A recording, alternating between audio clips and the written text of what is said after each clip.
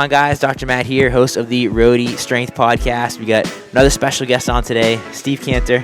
What's going on, man? How are you, brother? Doing good. Thanks for having me. Thank you. Yeah, we just had a great workout over at CrossFit Peacedale with the Delta Force. Yeah. It was a good workout, and I mean, super cool what you're doing with those kids, and we'll talk about it obviously a lot, but all different age ranges and just building strength, building coordination, building agility at such a young age, and doing some really cool stuff there. A lot of fun, man. Yeah. A lot of fun to program for those guys and watch them just get after it. And there's a lot of good from a discipline standpoint. Consistency is incredible. I mean, it's a lot of fun. It's kind of my favorite couple days of a week. That's awesome. Yeah, I enjoyed it. So thank you for inviting me over there. Yeah. The Road to Strength Podcast is now brought to you by Rob Levine, the heavy hitter. We've been really happy to have them jump on as a sponsor. I've personally used them this past year. My wife was in a car accident, and they were able to help us along every step of the way through getting properly compensated, making sure we weren't getting taken advantage of by the car insurance companies, and helping through with medical payments. So if you've been in a car accident, it's definitely worthwhile. Just pick up the phone and see how they can help. Glad you could participate. Yeah. So I'll give just a brief introduction on you, and obviously fill in the gaps if I miss anything big, and then we'll get into some rapid fire questions, and then we'll get into the meat and potatoes of the podcast a little bit. So just to start off, like I said, you're working with the Delta Force, so you're coaching a group of youth athletes in South Kingston, including your two sons. Yep. And this is before school morning workouts with a group of middle school, elementary school kids. So what's the age range there?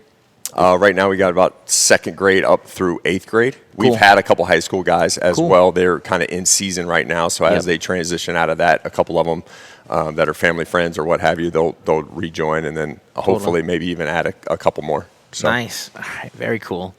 And you are running the Canter Zone.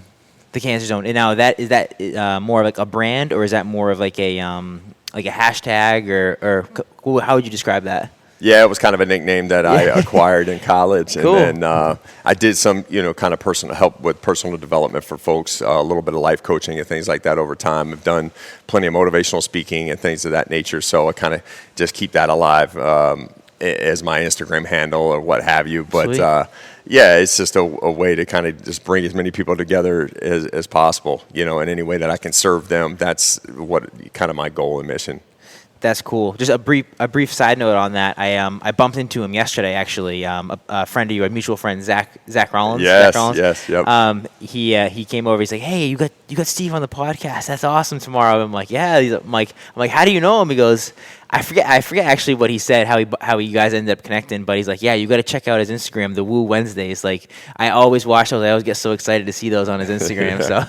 So he's watching. Yeah, man. Yeah, the Woo Wednesday's been going on I've been doing that a little over a decade now. Wow. It's wild. Yeah, just to think back to, I was a big Ric Flair fan, the Nature Boy, forever. I actually just watched that documentary again the other day. Actually, I haven't seen it. Yeah, it's good. So, but I was always a Ric Flair fan and watched professional wrestling growing up. I mean, I think most folks, especially young males in my age group, did at that time for sure. But so it was always a way to just kind of incorporate some sort of motivation and inspiration for one particular day. And I started doing it when I had entered the corporate world. It was one way of kind of evolving from football coach into the corporate world. And one way to just get people fired up. Absolutely.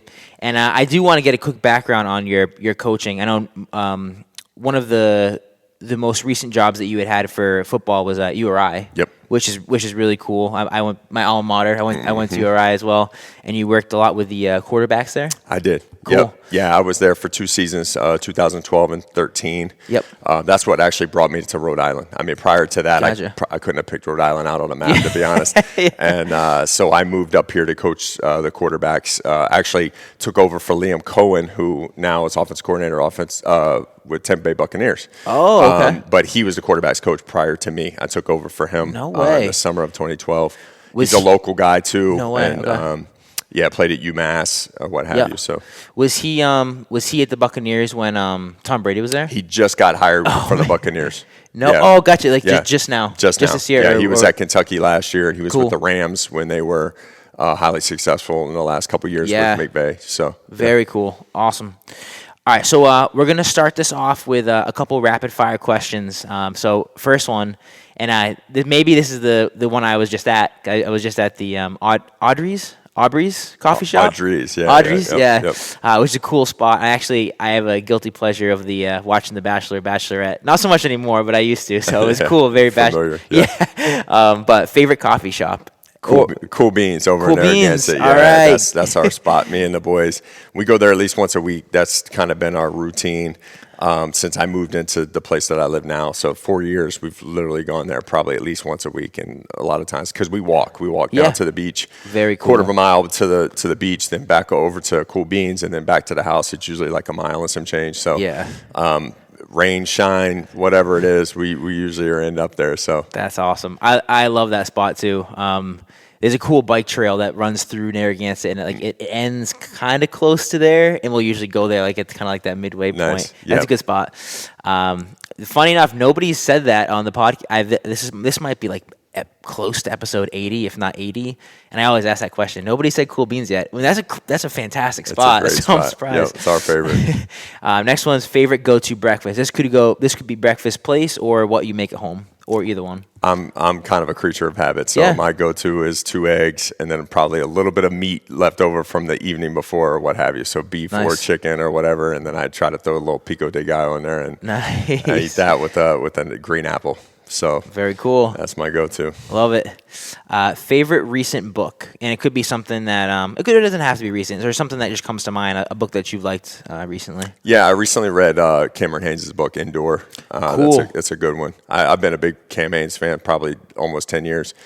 I heard him on Joe Rogan podcast many years ago, and that's one of the reasons I got into ultra running, actually. Sure. Because I had heard him on the podcast. I'm like, man, this guy's running 200 milers and all this stuff, and it was just fascinating. And I started following his journey, but ended up reading his book recently. It was a good book. Very cool. He does a lot of the bow hunting too, right? He does. Yeah, gotcha. He's an incredible bow hunter. Yep. The name of the book is Indoor. Indoor. Yep. Gotcha. Very cool. Next question, we got favorite recent podcast. Yeah, similar theme. Similar theme. Actually, Cam Haynes and Steve Ranella were on Joe Rogan's podcast lately, probably 2 weeks ago. But they were just talking about a lot of the hunting industry, and then obviously a lot of legislation regarding hunting and things of that nature. I'm not a hunter myself. It's fascinating to me, and it's something I've only followed really because of Cam Haynes and those guys. I didn't grow up hunting or anything, but it is something that fascinates me. I'd like to give a bow hunting a try, or at least start shooting a bow as something to do. So I love listening to Steve Ranella and Cam Haynes talk about that, what they're so passionate about. They got great stories, got great education. So I recently listened to that episode, and I thought it was fascinating. That's really cool. I like that. Next question is similar. Favorite Instagram accounts, and the way I phrase this is something that it scrolls up on your feed, and if you hate Instagram, that's fine too. But you scroll up on your feed like, oh, that's exciting, that's funny, or that's just entertaining. Like, what are some accounts that you like? I typically on Instagram, I follow just people I know. Sure, but I do have a few accounts mainly for like strength and conditioning coaching or like a lot of combat sports stuff. Cool. Kind of a combination of that now is one of my favorite accounts is Coach Steven Sayon. Sayhoun. He's down in South Africa, but he is like a combat sports specific strength and conditioning coach. So I get a lot of good ideas from him, a lot of plyometrics and a lot of different things, training the grip, the neck, a lot of things that we do with the Delta Force kids in general, and I do specifically because of how much combat sports I've done in the last year. Sure. So I've just been gravitating to his page quite a bit. There was something we did today actually with the kettlebells with the towel grip that I've never seen it before and I never tried it before, and it was a fantastic exercise. Yep. I really like that. Yeah, we've been doing that with the towels with Farmer's Walk as well. Cool. So we'll do that with the 2 kettlebells and Farmer's Walk and we're just trying to work our grip and incorporating the Farmer's Walk. But now I was like, well, how do you incorporate the grip and the actual row? Yeah. Right? And so we just use it for the rows, and we started doing that a couple weeks back. It felt like a great pulling exercise. It felt like I'm like, this is a fantastic exercise. Yeah. I really liked that. Yeah, I'm definitely going to incorporate cool little adaptation, you know. That's awesome. Next question we got is somewhere you've traveled recently. Could be for work, could be for fun. I was in Park City, Utah, snowboarding. Cool. Yeah, Nice. at the beginning of the month, I went out there it was a 5-day trip, 3 days on the mountain. It was awesome. It was Very cool. Yeah, it was the best conditions you could ask for Really? from a snowboarding or skiing standpoint. It was incredible. Got a foot of snow the night I got there. Snowed all day on the mountain the first day, and then 2 bluebird days. It was great. That's great. I think you hit it just right, because I had some friends just take a trip out west, and they very recently, and they said it was kind of so-so. Yeah. I mean, it's obviously going out there is great no matter what, but as For far sure. as conditions Yeah, go, it was so. really warm there. Like even Yeah. a week and a half to 2 weeks before I got there, I was listening to guys talk about how it was like 40 degrees and stuff was melting and this, that, and the other. But we ended up getting great powder. That's it was fantastic. cool. Yeah, it was well worth it. Next question we got is favorite shoe or sneaker. This could be gym sneaker or just in general. I'm not overly picky with gym sneaker, but I am like non-negotiable for running. I'm a big Hoka guy. Nice. Just for the running, I've been wearing Hoka Clifton since Clifton 4, and they're on Clifton 9 now, so it's just progressed. But I'm pretty much like locked into that shoe. You know, you find one that works.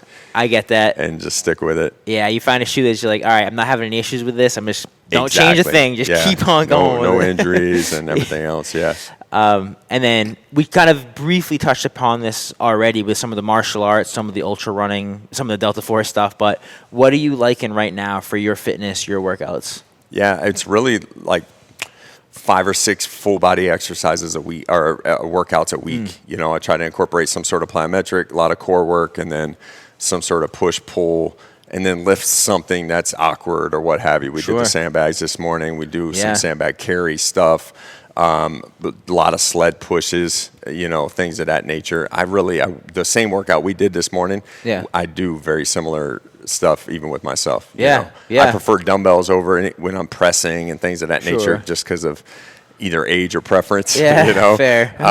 But that's really what I do a ton of, and I've been training a lot of neck, a lot of grip, a lot of things that help with combat sports. So I've been a little more specific in that area. Cool. But yeah, I feel like the full body is kind of the way to go. Totally. Yeah, I like that a lot. Are you doing much of the running right now too to supplement that? Or? I run as much as I can. It's decreased some over time, even with all the combat sports stuff. A lot of times I'm banged up, like my foot here or a leg here, you know, whatever, or late nights, and then trying a quick turnaround. But I try to get around 10 miles a week if I can. Nice. But it's definitely decreased volume. But I'll increase that as kind of moving forward. Cool. Yeah.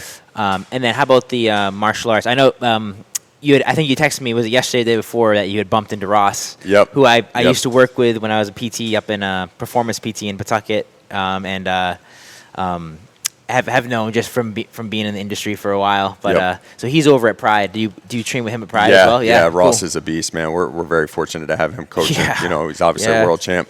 To have him coaching us there, as well as Sensei Andrew. We've got a really, really good group there. So I've just been fortunate to learn from some guys that have been doing this for so long and have just a lot of knowledge. So I just try to soak it all up, and it's such a great community. Totally. I'm usually there 3 days a week, and I try to get 3 classes every time I'm there. So it can be some long nights, but it's, you know, I'm progressing towards actually getting in the ring at some point in the next handful of months. Yeah. In what facet? Like kickboxing? Kickboxing, Cool, K1 rules. So I've been working with not only Ross, but Sensei Andrew to kind of nail down what that looks like. Very cool. Yeah, it's been fun. That's awesome. And so potentially looking at something in the future with that. What about with the running? Are you focusing more on the martial arts right now, or as far as running goes, are you kind of? Because I know you said you had done some ultras in the past. Yeah, nothing on the calendar for running. I try to run to continue to beat my kids. Yeah, because my oldest one can go. You know, and him, and then Jackson Domack, Thomas's oldest son. Those guys ran cross country last year along with most of our Delta Force kids did. Cool. But those guys are very talented. I mean, Jackson finished 10th in the state last year as a 6th grader. Wow. David was 34th in the state as a 6th grader. So, we've got our work cut out for us to keep beating these guys. So I try to keep running, man. Stay ready so you don't have to get ready. You know. So, but we have the blessing is probably the next thing. July. We usually do 1 mile a day in the month of June. as a group. Last year, we ended up raising over $5,000. As Delta Force, we raised $5,000 for the Welcome House here local. That's a homeless shelter, so they provide food and housing for folks that need it, that are in compromising situations. So we did that. We ran at least 1 mile per day in the month of June. Nice. As a group, but obviously we weren't always together for every mile. And we raised $5,300 for those guys. We're able to hand that check to them. So kids were super proud. We got a little pub in the newspaper and stuff. It was cool. So we'll do that again, another mile a day challenge, just to be consistent. And we use that really as the consistency piece. And then most of these guys will run track for middle school. And then it's the blessing is one that's been on my oldest son David's list of runs he would like to do. So he's going to do that at the end of July. So I'll have to get ready and make sure I'm ready to run a good solid 10 miles with them. So that's a decent length, the Blessing of the Fleet. I've never done that one, but I've always heard it's a great race. It's a fun race. It's local. It's kind of the one. It's like your home race. When you live in Narragansett. So he's been eyeing that for a little while, and I'm excited to run it with him. Last year I kind of was like, all right, this is my last one by myself for a while, because eventually my youngest son Axel in the next year or two is going to be like, I'm running that. We all ran the Ocean Road 10K together in the fall of this past year. So I'm sure we'll do that again. And just keep it moving. Very cool. I love it. We're on our last rapid fire question here, so we're going to go favorite current. So something like this week, maybe. Favorite current pump up or gym song that you like? Man, I do not listen to music when I work out. Well, I noticed that today. I was wondering, like, maybe he's just like having an issue with the speaker system, or it's just no music. I don't listen to music. I don't listen to when I run. I talk to myself when I run. I don't listen to music in the gym. The only reason I ever knew any of that like newer music was because if I went to a public gym that had music on, you would listen to it. But I don't know if I have a preference one way or the other, but it's never been a priority. And I definitely would never envision myself bringing like some sort of an iPod or whatever and have headphones. And I look at that and I'm like, come on, man. Like if you're doing the work, I'm not sure you got time to like adjust your headphones and earbuds, and I don't know. I'm sure there's some jack dudes that would disagree with me, but I'm like, the way I train, I don't really have time to carry that stuff around and worry about it, to be honest. No, I mean, I listen to music pretty much every time when I work out, but like you said, like when we were first starting, I'm like, oh, no music, all right. And then I just completely forgot about it within like 2-3 minutes. Yeah, you just like, all right, I'm in the zone. Let's go. Like we're getting after it. So no, that's cool. That's a great answer. Yeah. It's funny actually. There's one guy recently I had on the podcast. He's the strength coach over at Brown. He said something very similar. His reasoning was he's coming from a different angle, but he said he does not listen to any music at all. He likes complete silence in the gym when he works out. Because he's a strength coach, which you can probably relate to this, it's just blasting all day. The time. So when it's his time to work out, either early morning or later in the night, he just turns it all off. Yeah. He's like, I just got to focus. Yeah, it's like during basketball season, man. I can't listen to a basketball dribble outside of like the 10 hours I have to be at my kids' games. And you're in tournaments and listening to basketball. So I can relate to those days standing in a weight room for hours upon hours, and you're just listening. One, it's probably the same music too, man. It's like the same song. Exactly. And I was having a flashback the other day from 2004. My time in the weight room as a grad assistant. It was Juvenile. Slow Motion for You, or whatever that song. That song was playing constantly, and I had some sort of like a PTSD flashback the other day when it came on or something like that. It's like, wow, man, those were the days. But I prefer it's just silent, and then you can give a little coaching cue here and there. Like if you're always talking over music, it gets hard. So I like it to be as silent as possible, to be honest. But I also don't have a problem if the music's still on. We're not gonna. I won't turn it off. Whatever. Cool. All right, awesome. So I want to get into the backstory a little bit, and some of these we've touched on, but we can expand or kind of just move on to the next topic with it as much as you want to. But I guess so. We talked a little bit about the Canter zone, but let's pause that for a second. Let's talk a little bit about kind of the coaching, your journey. I know we talked about URI, but how you got into that, how do you move? Because you were at was it Virginia? Virginia Tech. Yep. Virginia Tech before that. So kind of how did that progress go, going from one school to the next? Yeah. I mean, I got done playing at Virginia Tech, and it was one of those natural progressions of like a lot of athletes, you're like, what am I going to do? Yeah, fair. What do I really want to get into? I wasn't passionate about anything outside of athletics, to be honest. So I always felt like I was kind of naturally a coach anyway. I was always a team captain type or like a player coach type. I just always was a guy that was very conscientious of how to do things right and how to motivate and inspire other guys. And so I had moved into strength coaching first because I also was very passionate about strength and conditioning because I was a hard gainer, like throughout my high school time. I always needed to know, like I was trying to get an edge. And I was fortunate enough to have a really good strength and conditioning coach who's like a mentor and a brother to me still. Nice. In high school. So I went to East Carolina strength and conditioning clinic. I went to the UNC one, like was learning a lot. So I was really passionate about strength and conditioning. So I evolved into that first, right after I got done playing at Virginia Tech. So I was a GA for a year in the weight room and then had a chance to transition into coaching and GA'd there as a coach as well. Cool. And then kind of transitioned into high school level and then up to kind of FCS level is really where I ended is from a full-time coaching standpoint.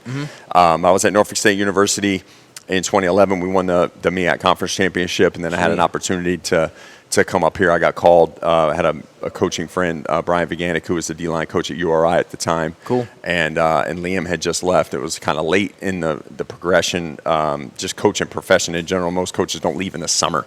And it was just he had just had an opportunity to leave. And so I came here at University of Rhode Island as a coach. And so I enjoyed being a high school head coach for a couple years. I had been, a couple different places and ended up here at URI.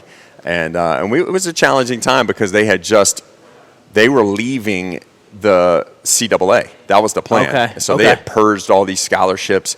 And at URI you're talking about? Yes, at URI. They were going to go over into the NEC, which is a 40 scholarship limit.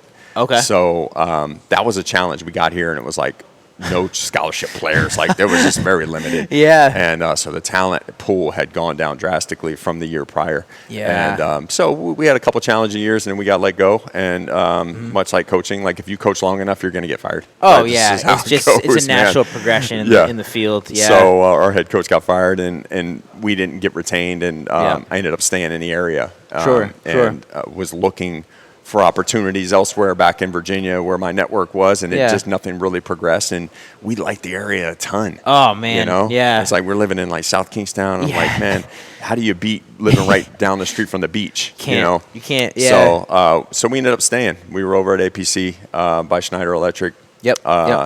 And that it would turn into kind of a corporate world for 2.5 years or so for me. Cool. And it was an interesting progression to go from like building teams athletically to then building teams in the corporate world. So it was like this natural progression. It really wasn't a whole lot different. Totally. I love that the whole like players coach like facet that you have going on. There's there's 2 books, or there's one book I just read that talks a lot about it. I'm gonna forget the name of it. It's about the guy who coaches Liverpool for soccer. I forget his name, but the whole story is about how he grew up. They actually picked him from the team, and then they fired their coach, and they needed someone to coach for them, and they just grabbed one of their players, and he ended up becoming the coach.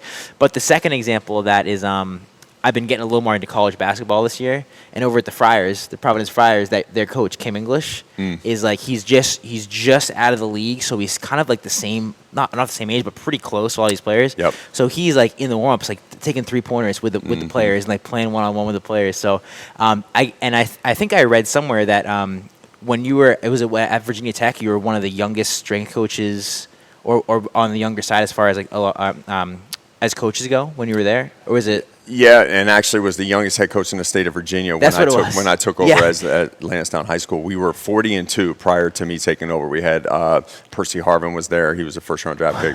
Obviously won 2 national championships at Florida. Yeah. So I worked for one of my previous coaches, Chris Beatty, who is actually the wide receiver coach of the Bears now. He just was with the Chargers the last couple of years. But so I worked for him for a year as an assistant. He left to go to the college ranks, and I took over as the head coach. I was 25 years old. Wow. So Yeah. I was the youngest head coach in the state and taking over an incredibly successful program. So, and we had a couple good years, and then I transitioned into the college level, which is what my ultimate goal at the time was. Yeah. But had a blast, and it was That's like, cool. Trial by fire a little bit in terms of, now you're leading 100. We had 100 players, and now you're handling the budget, and you're handling everybody's academics and all these things. And you're 25 years old, so it was a lot, but it was great learning experience. Totally. No, that's really cool. Yeah.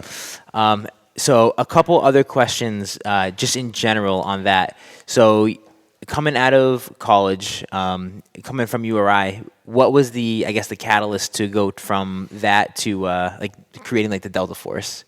Or bringing the kids on. Yeah, it's just that natural progression of I always, I'm incredibly passionate about fitness and athletics in general. I've never really pushed my kids in what sport they need to play or want to play. They typically gravitate. When I got done coaching, I didn't watch a lot of football. I had a couple young kids, or at least one young kid at the time, and then we had my second child, and then I didn't your weekends are booked with kid stuff. I wasn't really watching a lot of team sports. So even my kids growing up, they started gravitating to it because of they would watch it at buddies' houses, or it might be on in the background or whatever, and they just start gravitating to the football, per se. So I'm not I don't personally think I'm the stereotypical football dad who's you're going to play football and be great. They tell me they want to be excellent at X, Y, and Z, and I say let's support it. And if it was piano, then we would have a piano at the house. I want to support whatever they're attempting to do. I always just say, if you tell me you want to be great, then make sure your actions are aligned with what you're telling me. So I provide the outlet and the opportunity. So my kids, I had already been taking my two to work out at the start of the 2022 school year. Okay. So basically my oldest son had transitioned into the middle school. So now they're in two different schools, and I got I'm a single dad, so I got two separate drop-offs. So I was like, well, what are we going to do with this extra time? We're going to make it a consistent morning routine. So we were going to the YMCA at the time, and so we were consistently going a couple days a week and in the mornings, and made it a great routine out of it. And then Thomas, who we were already friends with, we were on the same sports teams with his kids and things of that nature.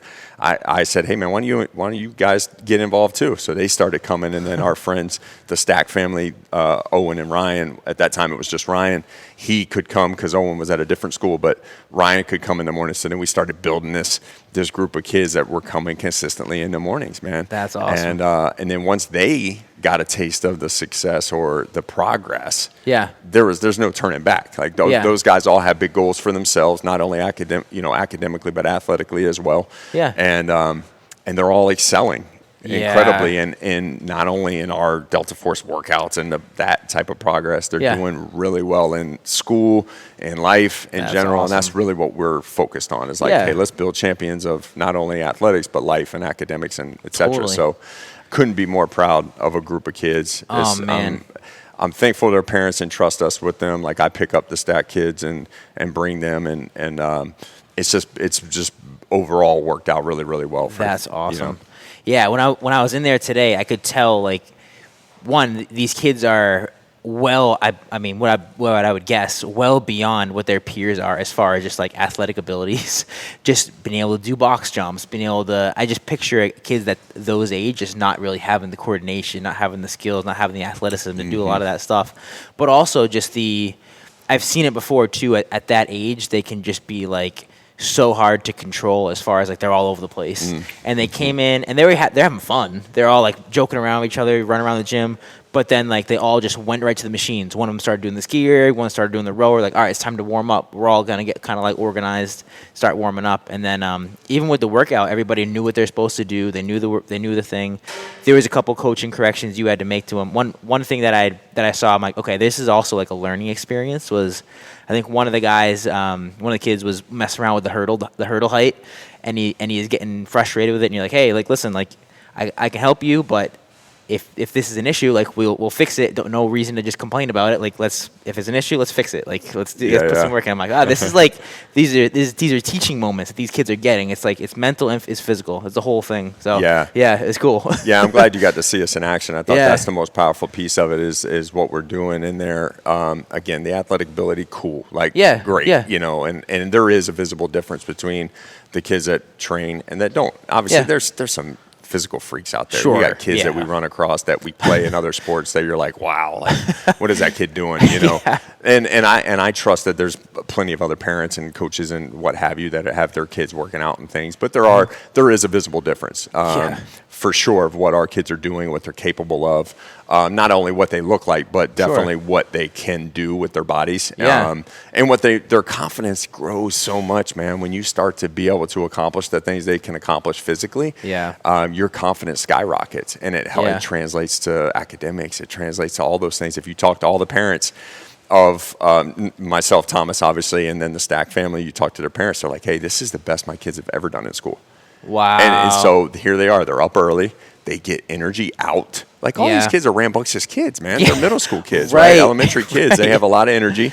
Well, we get a lot of that out of them in a 40-minute workout that's hard, right? And then they go to school and they have an opportunity to kind of dial in and get focused. And so I'm super proud of the consistency. It's been such a great progression of like, we obviously want them to push themselves. So like you're referring to my youngest son, who is probably the most stubborn kid out of the group, right? Like notoriously, his name's Axel. So he's, we already kind of set ourselves up for some of that, but he is a guy that like, he wants to compete with those older kids so badly. And honestly, physically, he's probably as gifted as all of them. At a young age. I mean, he's 8 and he can do some really, really great stuff athletically. And he knows that, and some things have come easy to him too. But he's the one that you got to battle of like pulling back. And there's a fine line. Like I always say, as a coach, as a motivator, as a dad now, obviously, I'm like, hey man, there's a fine line between. I don't want to have to prod him. What if I have to tell him to go harder? Right. I'd rather be trying to pull the reins back a little more, right? But then there's a fine line of saying, hey, don't push yourself. Just be comfortable at this height or whatever. Right. So there's a fine line of like, you're not going to get through the workout if you keep trying to go so high or so heavy. So it's finding that balance, man. And one thing that Thomas and I typically do really well with each other is our temperaments are very different. Like I'm the high-strung, like loud, like temperamental guy. He's very much more mellow guy. He'll grab my kids and coach them up. I'll grab his kids and motivate, stuff like that. Like we tag team that way. And we talk offline a lot too and say, hey, so-and-so can use a little motivation, man, and he'll grab them the next time around. And I think that's where the power of the whole Delta Force thing comes along.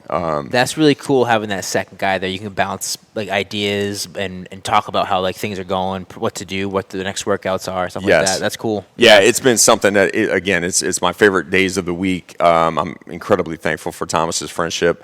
And so he and I, we bounce a lot of that off each other as far as how do we make these guys progress. Because he's got, his oldest son is like head and shoulders above some of our guys in a lot of things now. So like then it's what's the balance for him? How do you scale that? And most of the stuff we do, I was a certified strength and conditioning coach. So like I know. Not that I know everything because no one does, but I know how to scale these things where when you program, everything is scalable because I do have to take into account you have an 8-year-old all the way up to a 13-year-old. Right. So no exercise can be so dialed in that only the older kids can do it or whatever, right? Yeah. So there's some balance to it, some magic to the programming in that regard. Totally. Yeah. No, that makes a lot of sense. He was we were finishing up the workout, he said to me, Thomas was like, yeah, imagine if we had this stuff like when we were, I'm like, yeah, I didn't really start working out until I was like in high school. Really. Like seriously. My dad told me, I mean, and this was kind of the methodology back then. He's like, yeah, don't touch the weights. You're going to stunt your growth or something along those lines. I kind of read between the lines type of thing. But, I guess this is skipping ahead a little bit, but let's talk about it. What is some of like the myths or any pushback you get as far as like, hey, kids shouldn't be working out. They're too young, this, that, and the other thing. thing. And that's one of them. That's one of them. Yeah. I think that's a situation where, again, that myth has been busted many times. Yeah, over and over again. The one thing I try to avoid in general, one for myself because I'm 43 years old, but I don't do a lot of spine progressions, compression, so I don't back squat. Sure. We do Zercher squats with the kids. We haven't done front squats, but I do some of those on my own. Yeah. We do a lot of goblet squats and things of that nature. Yep. So I just try to stay from compressing my spine of any kind with a back squat. Outside of that, like, everything we're doing is something you would do if you lived on a farm and you had to carry something heavy, right? Like, I always it's interesting to think of that type of mentality of, like, you're going to stunt your growth by lifting something heavy. It's like you didn't have that luxury. Right. Many years ago. Right. And obviously people now are bigger, faster, stronger. So, yeah. But the Scandinavians were giant forever anyway. And they were, I'm sure, lifting stuff when they were young too. Yeah. So. I saw a post on Instagram the other day. It was, PTs have been big in trying to, like, push this, from, like, breaking old myths and stuff like that. But like, oh yeah, there's a lot of PTs that say, like, don't deadlift, don't pick stuff off the ground. It's like, well, what if you have a heavy bag of groceries that weighs 40 pounds? Or, like, heavy. This, like, how is that really different than a barbell or a goblet or a kettlebell? It's like, if you look at it a different way, it's pretty much the same exercise. So that's a good way to put it. Like, these are the same things you do on a farm. Like, the same movements, absolutely. Pushing, pulling, all that stuff. So and if you're carrying your groceries and you're stubborn like all of us and say it's all going to be in one trip, right? Yeah. You got those 10 bags per arm, and it's like farmers carry, like farmers walk. Literally, right? Yeah, exactly. Any other myths or pushback that you hear, just in general, as far as, like, the youth training or just training in general? Anything that comes to mind? Yeah, I think the one thing that is probably going to be a concern more so when my kids get a little older, and maybe like our oldest Owen, who's going to be in high school next year, is the sleep factor, right? Sure. So if you're going to do it in the mornings, and I don't think it's a myth by any means, it's more of a concern, but I function well off of 6.5 hours of sleep every day, but I don't want that for my kids. Obviously, I want them getting 8-9 hours of sleep so they can grow. So I think that's one of the bigger concerns probably for down the road is if we're going to train at 6 a.m., what time are these kids getting to bed? That'll be more so when they're in high school and they're trying to manage their own time, especially they become juniors and seniors and they're up late, and chasing things they shouldn't be chasing. So it's more so just making sure that's dialed in. And that's probably the biggest concern for me moving forward. Yeah, that makes a lot of sense. Cool. How about like nutrition and any like advice you give the kids, or I guess you're probably making all the meals for them, right, at this point. So for my two, for sure. Yeah, and I talked to Thomas and I talk quite a bit. So he lives on a farm, so I get a lot of eggs. Okay, yeah, I get a lot of eggs from him, which is a blessing. But we talk quite a bit about I try to challenge my oldest is a little bit he's a leaner guy. His body type's probably more so like his mom's side of the family, but. I always now been challenging him lately in the last probably month or so. I say, hey, you need to try to get a gram of protein per pound of body weight. And really try to get dialed in on that. He's not a carb snack kind of guy. He eats a lot of protein. But I'm like, hey, how about supplementing with an additional shake and some other things just to make sure we're getting that. Because he wants to play tackle football in the fall. His plan, he plays lacrosse. So there's some physicality there. He can run, but you can't outrun everything. You got to be ready to be the hammer, not the nail. And so I want to make sure he's ready for that. So I just kind of challenged him with, hey, think about that and really try to incorporate that in. My youngest is stubborn with the food stuff right now, but he's 8. So I'm not, it's one of those things, not going to push that, but that's more of the nutrition piece and staying hydrated. We use a lot of electrolyte stuff with the Element packets, the LMNT. They put those in their water bottles before they go to school. We use them a lot at my house. We don't drink Gatorade and things like that. With all the sugar and some of the food dyes and all that stuff in there. So we do a lot of that. So I've just been teaching them how to make good choices in that regard. Try not to be so restrictive that they have a bad relationship with food. But just trying to give them the education behind it. And they also watch my example. So it's one of those things where they're like, if they don't see me eating junk and we don't have it in our house, they don't ask for it. And if they go to a birthday party or something like that, I'm not the one that's going to tell them you're not allowed to have cake or so there's a fine balance, man. I mean, I know there's probably some parents that are more extreme than me, and there's probably some that are way more lax than I am about it. So I try to find that happy medium in there. and really just try to educate them. Cool. I like that a lot. One thing that I saw, I think you posted it either yesterday or maybe it's something you post a lot, is that what you wrote on their sandwich bag, hungry dogs run faster. So I want you to explain that a little bit for me. I think I understand it, but and then we'll kind of go through, because your Instagram, like the Woo Wednesdays, you have some great, like really motivational stuff, and I kind of want to break down some of those quotes a little bit. But let's start with that one. Yeah, and I write notes either on the actual bag if they're carrying it, taking a sandwich or something, and or I leave the notes. And my youngest son, my oldest son does too, but my youngest son keeps every one of them. No way. And they're all on sticky notes, so he'll post them on his wall. Cool. So his whole wall, there's about 50 of them up there now. That's cool. Because I usually leave them when they wake up in the morning with their vitamins and stuff. I'll have a note or something like that, and I try to send one in their lunch. I'm a words of affirmation guy. Yeah. I always have been that. That's how I receive love and give love. Totally. And so I try to do that with my kids and say something motivational, let them know I'm proud of them, and just try to dial in things that I think we've been talking about. So we recently were watching the Jason Kelce documentary, and that's a quote that he actually gravitates to, is the hungry dogs run faster. Because, Jason Kelce was a converted linebacker that became an undersized center that's going to probably be a Hall of Famer. And I wasn't overly familiar with his story either. I don't follow. I know Travis Kelce. I don't follow as much pro football. I'm more of a college football guy, if anything. And again, I try not to idolize any of these athletes. It's just not my thing. But it's cool to see that, because again, I was a hard gainer, I was an overachiever, so I gravitate a little bit to that story. But also just that quote in itself, it's like hungry dogs run faster, man. It's like, it's a great quote. When you're not well fed, when you haven't had everything supplied and provided to you, you will work to find it, to get it, right? Like there's a desperation there, and I want my kids to feel like there's a desperation there, like there is some motivation that naturally comes with not having everything given to you. I want it earned, not given. And that's something I'm very passionate about. Like, yes, my kids have a place to sleep. They're comfortable. They have it way better than such a high percentage of the population. But at the same time, like, there's an expectation of how they perform in school.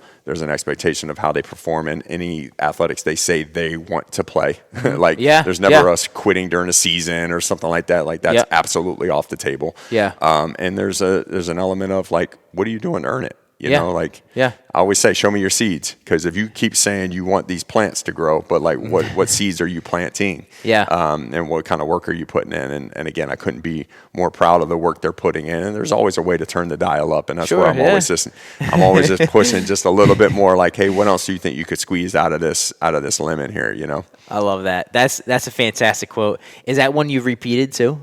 Yeah, we repeat that quite a bit. We were talking about recently just getting some temporary tattoos, man, for the group. Nice. Yeah. I like, almost like a theme of the Delta Force. Yeah, we got our wristbands. Nice. All right. So I got these for all the boys, and they all wear them, pretty consistently. So that's awesome. It's cool. Yeah. How did I think I breezed through this, but how did the name Delta Force come about? I've always been a big, like, I think you have to branding is a big portion of building a team, right? Like, and I had learned this from Nick Saban many years ago, reading his books and some things of like, if you want to build this community of any kind, you got to have something that you all have in common and can gravitate to. So a lot of times just the name of it, instead of saying, hey, our morning workout group, I just was like, you know what, man, I've always been fascinated with Special Forces military, right? So I grew up in Virginia Beach. That's where SEAL Team 6 is. That's where all the even number SEAL teams are. And so I always was like fascinated with that. And then of course, Delta Force is the Army version of Special Forces as well. So I actually had used that name when I was coaching the defensive backs down at Goose Creek High School in Charleston. I had called them, we were the Delta Force, and they all gravitated to it, loved it. And then, so when we started this group, and after it became not just me and my kids, it was the Canter boys, and then it became, hey, we got a bunch of people with us. Let's make this the Delta Force. So they gravitate to it, man. They talk about it quite a bit, and now we're going to have our own gym, and that's one of the things these guys have talked about quite a bit. That's so cool. It's pretty cool. Yeah. So you guys are going to a different space potentially? Yeah, we're going to open our own space Cool. and really make it youth focused. Yeah. Because there's nowhere, I don't want to bash the YMCA, but there was a situation where we were there and then they started enforcing some age requirements to work out in certain areas. And I think it was a national rule, and there was really no getting away around it. Yeah. And so we were fortunate that CrossFit Peacedale could actually serve us in that regard with the timing worked. The time in the morning worked out for us, and it's something that we're passionate about. It's like at this point, there's no going back to not having your morning routine and morning workouts, right? Find a way. Once they've done this that consistently. So a space is coming open that I'm familiar with my boss. Actually, we're renovating our offices and in the building that we're going to be in. There's a lease space in there, and we'll have an opportunity to lease a space and create even more of a community buzz. Last year, we were doing some stuff very free of charge. We were getting 15, 18 kids per session on a weekend. I was very fortunate. John Ford over at Manic Training was letting us use the facility for that. But then it became like every weekend it was like trying to balance everybody's schedules and all this stuff just to get as many kids as we could. And I felt like a little bit of a slave to the workout stuff. Now our plan is to still have our morning group and then have like an open gym concept and then teach a few classes and things like that. But it will be very youth focused. All the equipment will be very youth athletics focused, but also encouraging parents to be involved in that journey with them, right? Like a lot of parents, and nothing against them, because a lot of parents use fitness to get like an escape from the family life. Like I need me time, right? Yeah. I get it. I've done that. I do it on my long runs. I do all those things as well. But at the same time, there's power in actually working out with your children. Sure. Especially, I see a lot of people are like, I want them to be great at athletics, but they're like, you're not in great shape and you're actually not doing it with the kid. So I want to encourage, and again, no shame about it. Like everybody starts somewhere. I've got plenty of friends that aren't in great shape. I got some that are in fantastic shape, better than me. I just like to see that because I've been able to see how that impacts my kids. The fact that both of them are like, hey, can we alternate on who works out with you by themselves on a Saturday morning? Like, this is something that we do. It's not like I've never had to say, you have to get up and come to the gym. I don't say that. And they just know it's just part of who we are and what we do. Totally. And I'd love for other parents to experience it because it is powerful, man. And then when you get to watch your kid start making some incredible gains in there, and you are too, and you guys are then starting to talk about how fit you are and how much stronger you are, and now mentally you're pushing past certain points that you never would have pushed past before. Like today, the simple exercise of like get one set of max push-ups at the end of our bench press workout. Well, max push-ups is like, do I care what number they all get? No. But what I love to see is people straining. Like I love to watch somebody strain because that means it matters to them. And they're building some fortitude, man. Totally. And it's cool to watch because they're telling me, do I believe all the numbers that they're throwing up? No. But at the same time, like, of course they will all admit their form starts to break down some. Everybody, but your 8-year-old's like, I got 54 push-ups. And I know he actually is really good at push-ups. But I know I watched him strain. Totally. I watched him shaking over there. And like that, there is something to that because we know when things hit the fan, right? And you got to figure out a way to pay your rent. You got to figure out a way to pay bills. You have a death in the family. You have a sickness in the family, whatever it is. Like there's some fortitude that you have to have mentally to be able to overcome those things and still show up every day. And I want them to learn it early because it's coming. It's coming. Like you might not be in a storm right now because mom and dad protect you just enough. But like a storm is coming at some point, and I want you to be ready for it. And on the flip side, if you have never gone through any hardship ever, and then all of a sudden that thing hits you, whether big or small, it could blow you up. You up. There's a famous quote that Joe Rogan repeats this all the time. But the worst thing you've ever been through is the worst thing you've ever been through. Sure.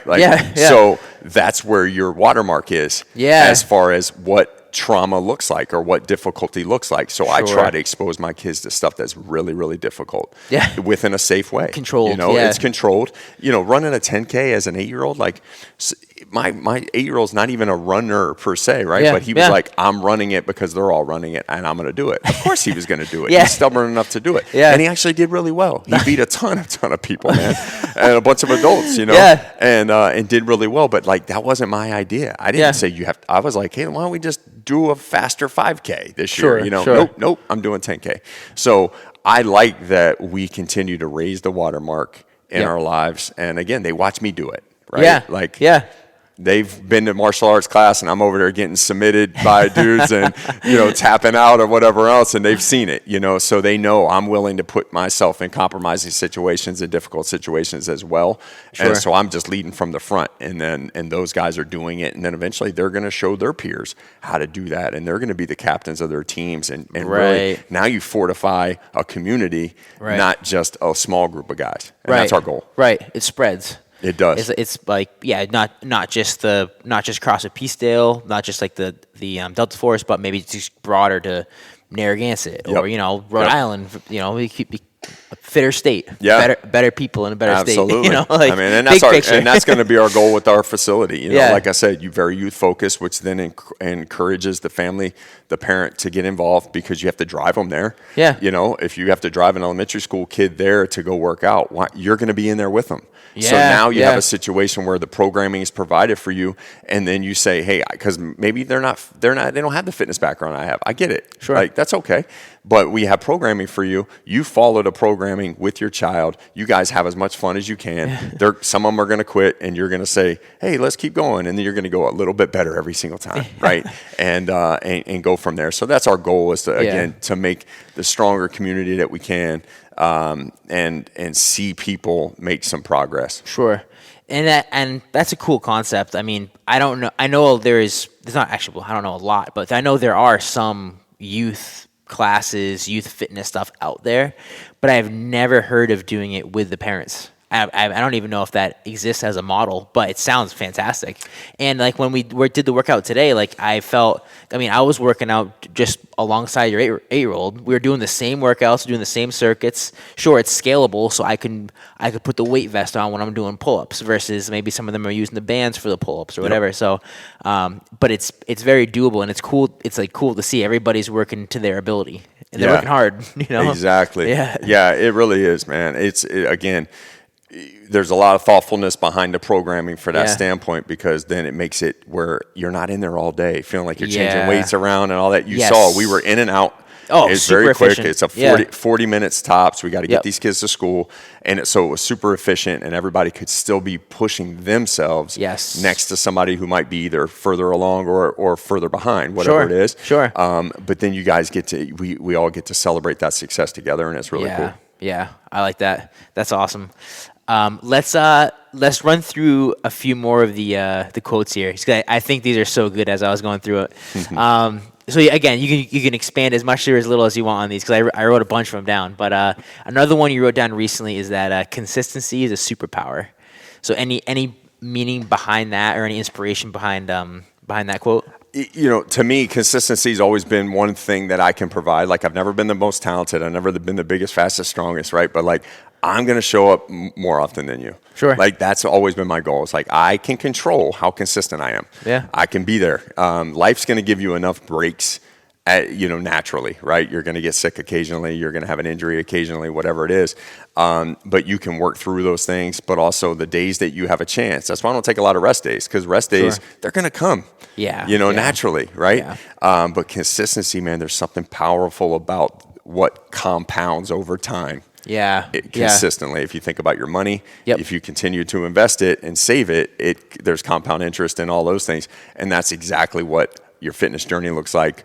Your personal development of any kind, that's what it looks like. Sure. And so I just really hammer home that point of like, consistency is so key to what you do in life. Cool. Love it. Another one we got is a similar, vibe to it. Unwavering belief in yourself is a superpower. Yeah, it is. I mean, you think about, like, if you don't believe in yourself, who will? Yeah. I grew up without a dad, so I had I had a mom who believed in me, of course, and was very fortunate in that regard. And I think my kids are fortunate; they have two parents that are in their lives that that believe in them. And we tell them often that we believe in them. And obviously that's something that can really elevate and catapult someone to success when someone believes in them. Yeah. But at the same time, like, if you are relying heavily on everyone believing in you or patting you on the back all the time, there's going to be some challenges there, because not everyone is going to put their arm around you and say, I'm really proud of you and I believe in you and I think you can overcome this. You have to have this unwavering belief in yourself that, it's going to be hard, but there's a way to overcome it. And so I really think that it's such a huge part of life. Yeah, I agree. I like that. That's good. Next one, I like this too. I hadn't heard this before. Your I can is more important than your IQ. I like that. It's got a good tone to it, good ring to it. Yeah. I love that quote too, man. Because I mean, it's not. I think most of us have seen like talented people or really smart folks or whatever it is. Like if they're not willing to work, it doesn't matter, right? Like something that, or maybe they're a little gun shy, like they're not, they just can't go for it, right? And they really, you're like, man, you're super talented, but you just don't have any guts, like courage, right? So I tell my kids often, and both of them are very, very smart kids, like do really well academically, but I always tell them, like, it's about what you're willing to do, right? It's not what you can do, it's what you're willing to do. And so your I can is definitely more important than your IQ. That reminds me, I forget who said it, but there's another quote similar to that, but it might have been Elon Musk, or maybe he repeated it or something like that. Like, your success in life is about the same, or about equal to the amount of hard conversations you have. Have you heard that one before, or something similar? So like, kind of same thing. Like, it doesn't matter how smart or athletic, or it's like how many times can you put yourself in some of those hard situations or hard conversations to kind of like put yourself outside the box a little bit. So I like that. That's good. Next one we got here. An enthusiastic heart finds opportunities everywhere. Yeah, I mean, it's just enthusiasm in general, man. Like, who wants to be who wants to be around folks that aren't enthusiastic about what they're doing, right? Like, not saying you got to be happy all the time and smiling and thinking it's the best day ever, but at the same time, like, you find opportunity when you're enthusiastic. Things start to fall in, or kind of in order for you. I tend to believe that, and so I think there's opportunity everywhere. And when you're enthusiastic, you're actually searching for it versus thinking, well, I'm on this path, or somebody else's path that they took, and you're kind of just following along. But I think if you're enthusiastic enough about, hey, what opportunities you could find, I think they're out there. Yeah, because if you keep your eyes open and are optimistic about things, you may see more opportunities than people that don't. That are more tunnel vision. And Absolutely. Kind of, head down. Yeah. Yep. One more quote that we'll say, and then we'll move on from here. But this one I liked because I've heard different versions of it, but I haven't heard this way it's said, which I think is a really nice way to say it. And I think it kind of changes it a little bit. But who is on your executive board? Yeah. I heard that a handful of years ago from Jay Williams, the basketball player who had gotten in a motorcycle accident, played at Duke, and got in a motorcycle accident, I think, after a couple years in the league, and it ended his career. So now he's on TV, obviously, as a basketball commentator, but he was being interviewed, and he talked about, like, this executive board, right? Much like a major organization would have a corporation, they have a board of directors, and they're making decisions for the company in the direction that you would go. Right. If you think about your life as this company, you're a corporation, who is helping give you guidance? Who is helping give you counsel? I had gotten a phone call from a former player, coached him in high school, didn't have a fantastic relationship with him. We didn't have any problems, but I wasn't that close with him.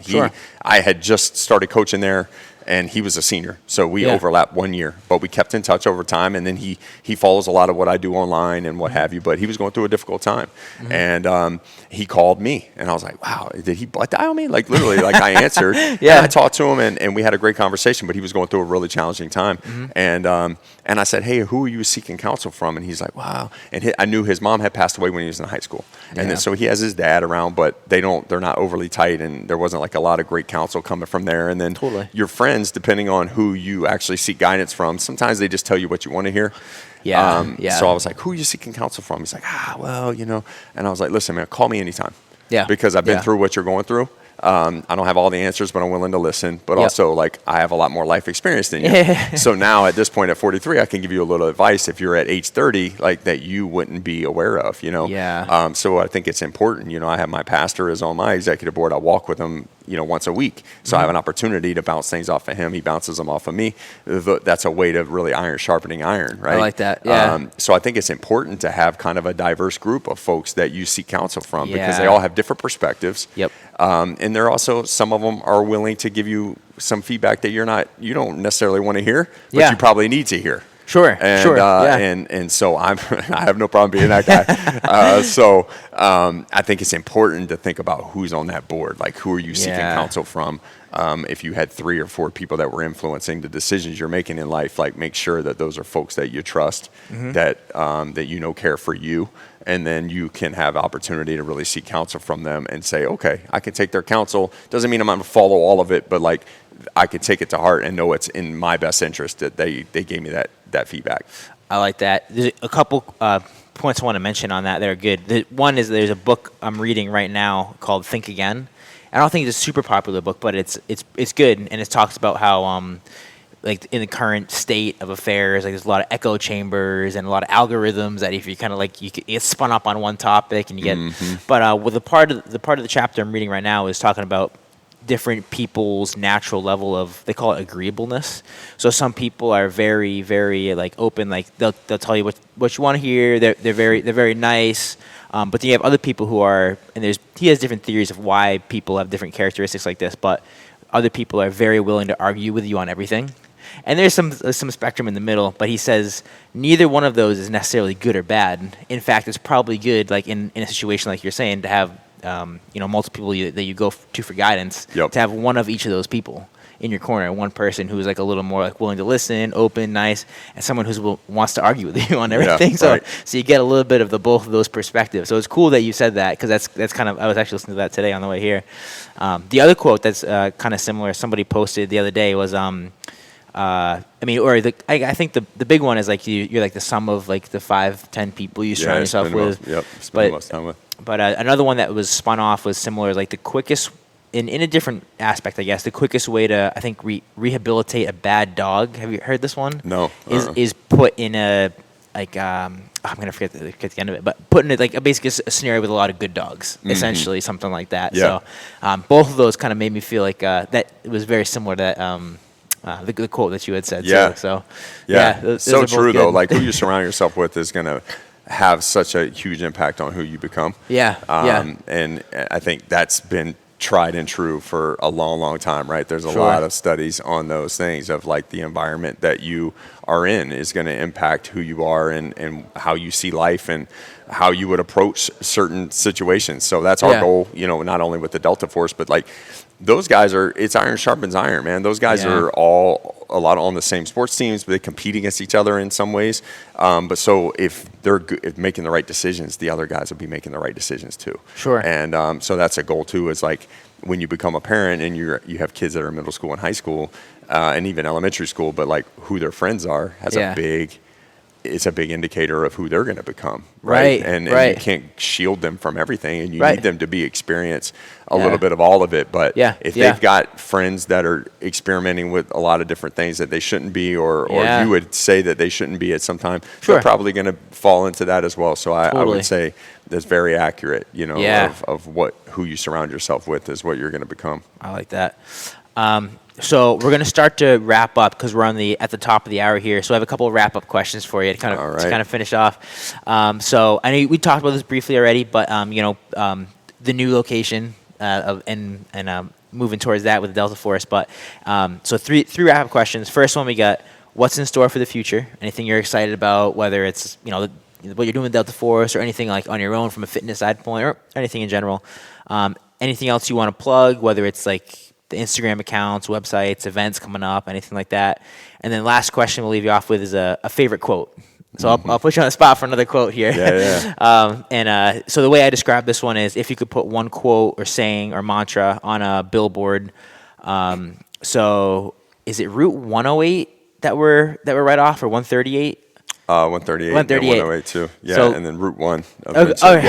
Yeah. So right where, let's say right in front of CrossFit Peacedale, right where it intersects, where the tower is, you get a billboard right there. Mm-hmm. I don't think that the town in Narragansett would ever allow that, but let's say you do get a billboard there for a day. You can put whatever you want on the billboard, I guess, to your like local community. Yeah. But we'll start off with what's anything in store for the future, anything you're excited about? Yeah, I mean, again, our South County Youth Performance is what kind of what our company is called. We're going to have that location right here in Wakefield, Rhode Island. Looking forward to that. That's probably the first of the year for 2025.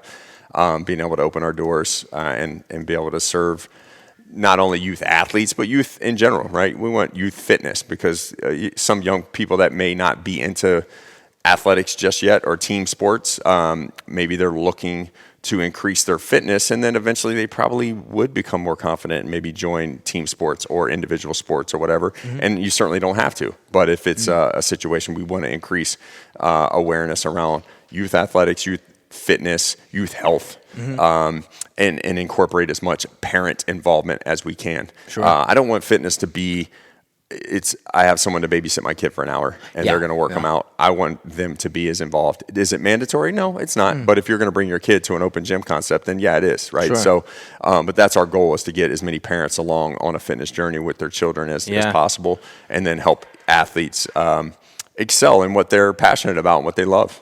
Yeah, I love that. Anything else you want to plug? Like, how can people get in contact with you via Instagram or? At Canter Zone on Instagram is probably where I'm the most active in that regard. And I share a lot of what we do athletically with our children, with the Delta Force guys, but also anything that's going on, and then ways that I push myself as well. Because again, there's guys that are all entering. I've got a lot of good friends that were far better athletes and football players than me and things of that nature, that are still kind of like rolling around in dad bods and very comfortable. So I always give them a lot of flack, but it's important to me to encourage guys that, like, hey man, keep pushing yourself. It doesn't mean you got to go fight in kickboxing or go do something that's maybe viewed as dangerous or like a little bit more difficult on the body, but like what are you doing to push yourself mentally, physically, emotionally, things like that. And I think you can get a lot of the mental and emotional piece in the physical part if you just capture that at one point. I've said that before about ultra marathons. It's like you go through in a 24-hour race, you go through like this big mental and emotional and physical kind of journey. It's almost like this life cycle throughout, and so it's interesting to experience that. And not everybody will, and that's fine. But there are some things out there, whether it's obstacle course races, whether it's runs, whether it's some sort of a combat sport or what have you, where you can subject yourself to it with the right training and gain some confidence, and then fortify your mind and body. Totally. No, I love that. I can definitely relate to the emotional roller coaster of I've done marathon is the longest run I've done, but definitely experienced through that run. The highs, the lows, the mental breakdown. And then, so we'll leave it off with a favorite quote. So if you have anything picked out, or it could just be a general theme that you might want to put on that billboard. Yeah, I kind of got two, because I think one more people will relate to, but this one I relate to the most is no reserves, no retreats, no regrets. Love it. And to me, it just means, give everything you have, don't give up. So no retreating, and then you won't have any regrets. And I think that's a powerful quote that I try to live by. And then the other is invest your time, don't spend it. Cool. I think more people relate to that, but there's a lot of spending of time, kind of. It's not a renewable resource, man. Like time it's fleeting. So you want people to be mindful of that. Try to be very intentional with my kids. Like, we don't watch TV during a week, like at weeknights and things like that. And that's more of a new phenomenon. They were just getting like zombied out, man, and they would get homework done and then want to watch TV and like rushing through homework and not conversing as much. I'm like, man, we're spending our time. We're not investing it. Like, let's invest it in ourselves and our relationship. Like, let's play board games. Let's do some things where we interact, whatever. But I think a lot of people are busy scrolling and doing some other things that are just like mindless activity. And it's not an investment of your time where you could be spending that time doing something that's like inching you forward towards what you say you want to be. But again, we all pick like short-term gratification versus long-term satisfaction sometimes. So I would definitely have that up on a billboard, man, just to remind people to invest their time. I like that you said that, because I think over the next like decade or more, that's going to be an uphill battle. Is just trying to like you said, invest your time, not spend it. The scrolling, I think, it is a huge problem. I think it's going to continue to, and I think we're all guilty of it, but like it's going to be tough. Yeah. So that's great. Yeah, we'll have to unravel that one together. For sure. Cool. Awesome. Well, we'll wrap it up with that. We're at the top of the hour. Thank you so much. Thank you for the workout. Yeah, man. Yeah. Thanks for joining us. Thank you. All right. Roadie Strength. We are signing off.